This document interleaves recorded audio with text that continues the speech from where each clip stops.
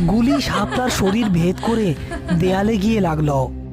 শাপলার কিছুই হলো না। সে আরো কাছে এগিয়ে এলো। ঘর জুড়ে এখন তীব্র পচা লাশের গন্ধ।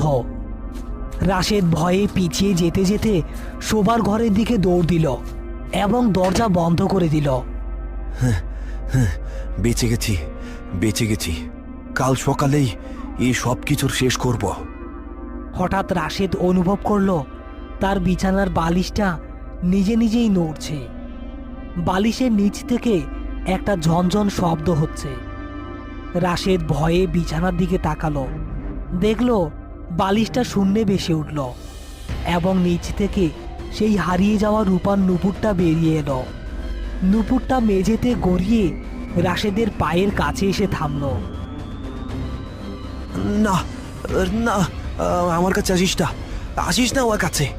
এবার নুপুরটা থেকে ধোঁয়া বের হতে শুরু করলো এবং সেই ধোঁয়া কুণ্ডুলি পাকিয়ে শাপলার আকৃতি ধারণ করলো। এবার তার চেহারা বীভৎস, চোখ কোটর থেকে বেরিয়ে এসেছে। রোধ করে মারলে মানুষের চেহারা হয়। আমাদের বাসর সাজাতে এলাম রাশেদ, এসো।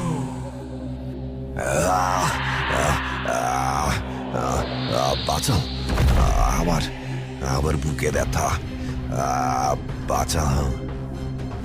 রাশেদ চৌধুরী বুক চেপে ধরে মেঝেতে লুটিয়ে পড়ল। তার চোখ দুটো উল্টে গেল। শাপলার প্রেতাত্মা তার মুখের উপর ঝুঁকে এলো।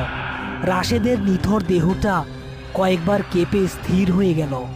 বাইরের ঝড়ের শব্দ ছাপিয়ে একটা অট্ট হাসি শোনা গেল, নাকি সেটা কান্নার আওয়াজ বোঝা গেল না। পরদিন সকালে পুলিশ নীলকুঠি বাংলো ঘিরে রেখেছে। রাশেদ চৌধুরীর লাশ তার শোবার ঘর থেকে উদ্ধার করা হয়েছে। ডাক্তাররা বলছে ম্যাসিভ হার্ট অ্যাটাক, ভয়ের চোটে হার্ট ফেল করে মারা গেছে। অদ্ভুত ব্যাপার হলো লাশের হাতে শক্ত করে মুঠো করা ছিল একটি পুরনো রূপার নুপুর।